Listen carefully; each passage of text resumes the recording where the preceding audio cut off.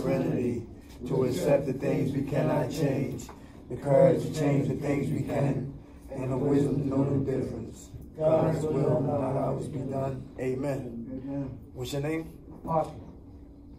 Arthur. Hey, Arthur. Arthur, and I'm grateful to tell my person. Hey, Arthur. Hey. Yeah. And listen.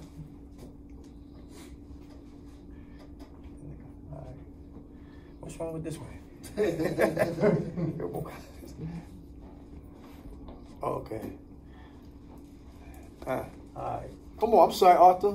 I've made a level, balancing the scales. A lot of the key concerns and major difficulties come from our experience with living without drugs. Often when we ask old timers what to do, we are amazed at the simplicity of the answer. Basic Text page 43. Finding balance and recovery is quite a bit like sitting down with a set of skills and a pile of sand. The goal is to have an equal amount of sand on each side of the scale, achieving a balance of weight. We do the same thing in recovery. We sit down with the foundation of our clean time and a 12 steps. Then attempt to add employment, household responsibilities, friends, sponsors, relationships, and meetings, and service at equal weight so that the scale balances. Our first try may show our personal scale out of kilt. We may find that because of our involvement with the kilt, our involvement in service, we have upset the employer or our family. But when we try to correct this problem by resigning from NA service altogether, the other side of the scale goes out of balance. We can ask for help from members who have. We can ask for help from members who have stabilized the scale. These people are easy to recognize. They appear serene, composed, and self-assured. They'll smile and recognition at our demeanor and share how they slowed down. Add only a few grains of sand at a time to either side of the scale, and where rewards with balance and recovery. Just for today, I seek balance in my life today. I will ask others to share their experience in finding the balance, that balance. Thanks for allowing me to read. Thanks for reading. How much clean you? Okay. How much time you got clean, Brother Arthur? I'm not sure maybe about it. All right, let's give it to all. All right. All right. I thank God for last night's rest this morning, rise. Thank God for his grace and his mercy.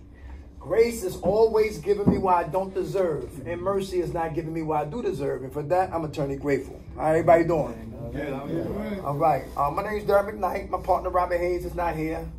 But together we call the Minds of Men. Non-profit spiritual organization. We don't deal with religion. I'm an immigrant, and I'm a gypsy from Baltimore City. Been in Philadelphia since the year 2000.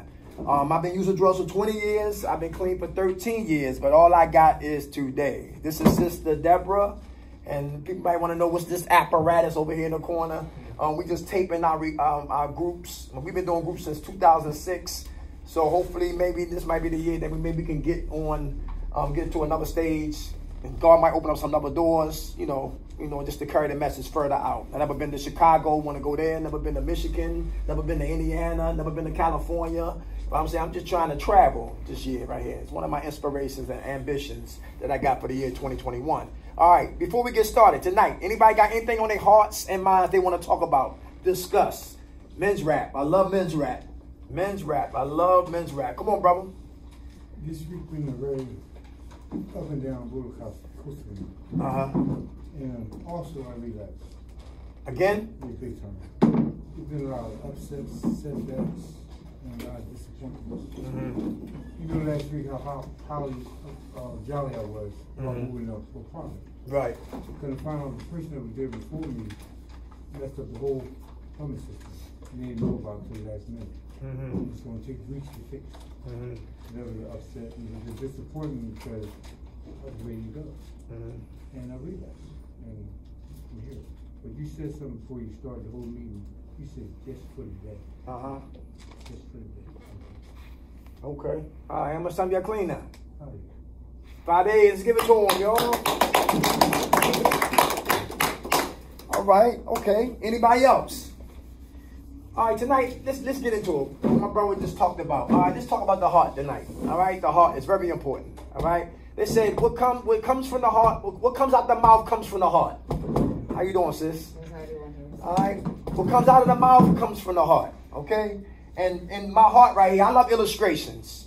Because sometimes you can talk people to death and their mind take flights on you. They're like, what the hell are you talking about? You go outside, smoke a cigarette. Well, that yelling and screaming about. And forget what was said. But usually when we put illustrations down on the board, you can see what I'm talking about and hear what I'm talking about. And hopefully, we can keep the minds here for 1 hour of power on saving our lives, okay? So look, the heart. This is an uncircumcised heart. This is a heart that's been wounded. It's a heart filled with disappointments, a heart filled with rejections, a heart that's filled with hurt, a heart that's filled with pain, a heart that's filled with abuse, and a heart that's filled with betrayal. And with a heart like this in recovery, sometimes it might be it might be difficult to truly recover. Because I might be clean and crazy. Anybody clean and crazy in here? All right, to that stuff be true, right, okay? All right, and out of a heart like this, we're going to talk about some elements what comes out of a what? A hard heart. And hopefully by time permits that we can start talking about how do we circumcise the heart so we can start pumping recovery, pumping love, pumping understanding, etc., etc. Let's get into it, all right? A heart like this, we got a lot to talk about, all right? I know a lot of people can relate to what I'm talking, what's up here on the board. Number one, resentments and grudges. Resentment and grudges.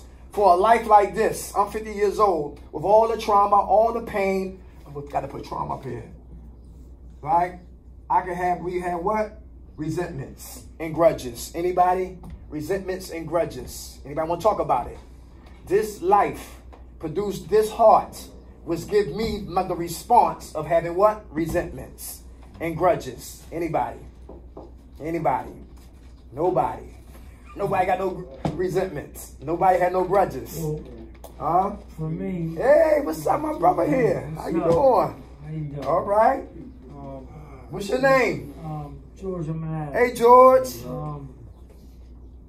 Because of my relapse too. I've been with my girl for 7 years. We know each other for 15. Our relationship's been on pause for about 3, maybe 4 years. It was active in and out. And she's tired of it. And I thought, she always said, next time I'm done, next time I'm done, next time I'm done. And I never took it for granted, until now. She's like really done. You know what I mean? And I feel bad because she's a great woman. Put on my ship for 4 years solid. You know what I'm saying? And that's the one who used to come up Kirkbride? Yeah. Yeah. Okay. With my son. And right. She said something she would do it. And I felt bad because I felt like I used to bully her, or I used to I don't know, just take advantage of her. I thought, I would never lose her. But I mean, it's serious right now, but I don't know, man. Honestly, I wish her the best, because my track record for the past 4 years is pause. Relationship, pause.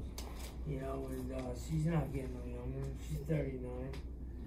You know, she wants to get married. She wants, you know, have a house. She wants to be a family. And she's been waiting for me, and I haven't been able to provide that. And you know, just fucked up over that. I know it's my fault. I caused that. You know, we never know how good we have it until we lose it. That's right. You know, and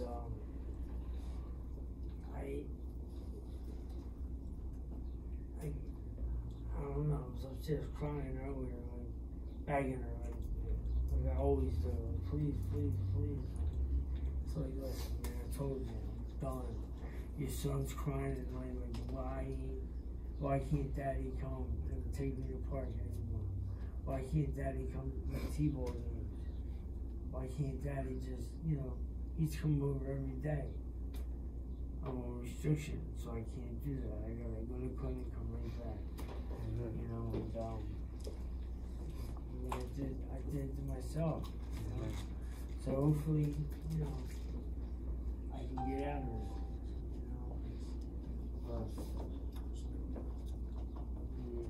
This is what's, Okay. me. Can you forgive you? Huh? Can you forgive you? Can you forgive you For what you did? no. Do you think you have to though, to get better? Yeah, absolutely. Yeah. I have to. Okay. All right. Keep your head up, man. We love you. How much time you clean? Like 2 days. Hey, all right. All right. I remember those days, man. Listen. Got high, man, and I was doing well, and I was at Stop and Surrender, had 60 days, and I relapsed.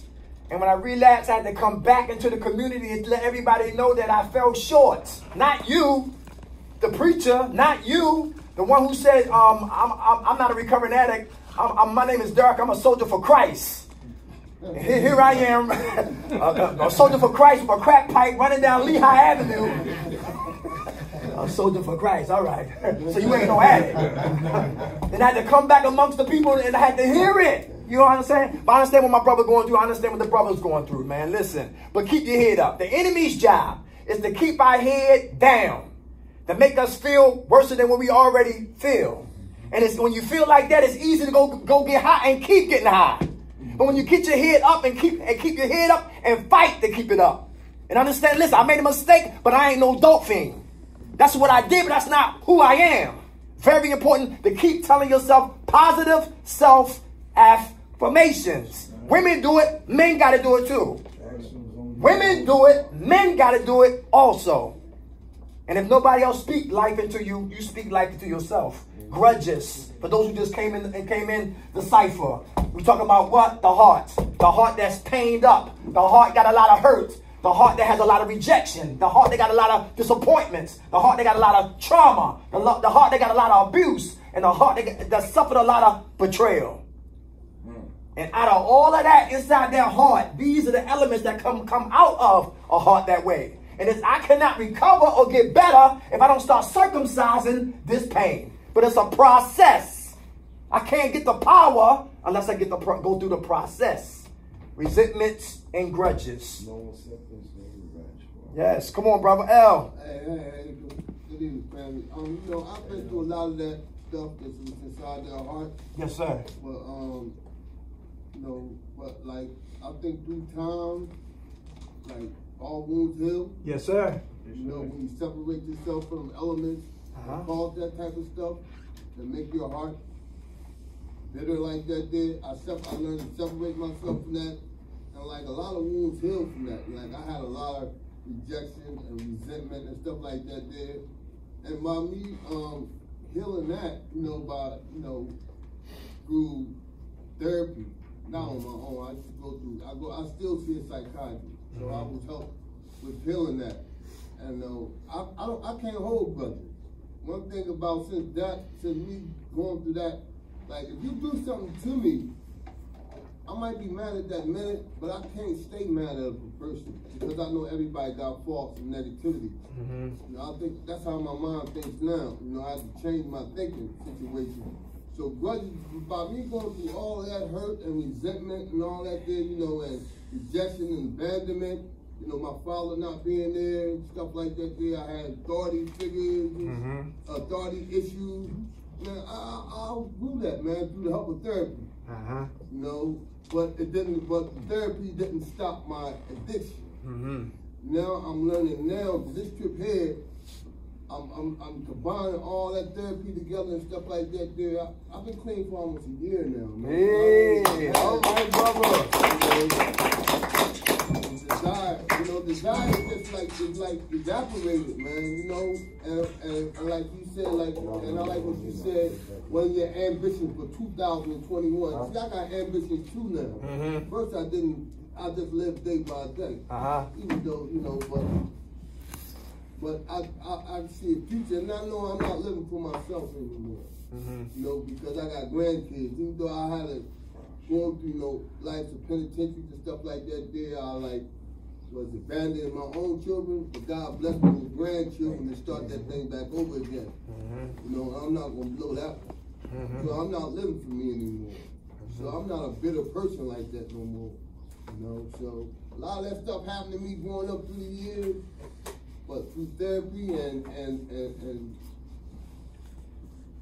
like me just digesting what happened to me and coming with you know, my own opinions about situations and people, I was able to forgive. A lot of that stuff evaporated from my system. So that's why I can understand why a lot of brothers, a lot of other people go through stuff. And me and Dave were just talking about that earlier, you know, that some people, some brothers, you know, no, I'm not going. I'm gonna leave that alone. That's an issue between me and Dave. But you know, it just some things it just take time. Right. You know, it takes time to heal. You gotta have faith in yourself. You gotta have higher power too. You gotta have somebody that you believe in that can help you. You know what I mean? You can't do this thing alone. You know, I'm not ashamed to say I go to a psychiatrist or a therapist. I'm not ashamed about that because I needed that. That's how much shit I've been through. Murders and people dying in front of me and playing with all that crazy stuff. You know, I'm 56 years old, so I've been through a lot of shit. You know what I mean? But, you know, so, I survived a lot of stuff. I survived a lot of stuff. You know, to be in my right state of mind, have my limbs, and, you know, I'm able to function, you know. But, and I thank my lucky stars for that, and my higher power, you know, but, I'm glad you teach. This is a good class right here, bro. God bless you, brother. Go fool, Al. Go fool. Next one, y'all anger. A lot of men in here angry. Anybody here angry? Still got anger issues. Still got anger issues? I got anger issues. Okay. All right. Anger's a second emotion. Give you an example. My father,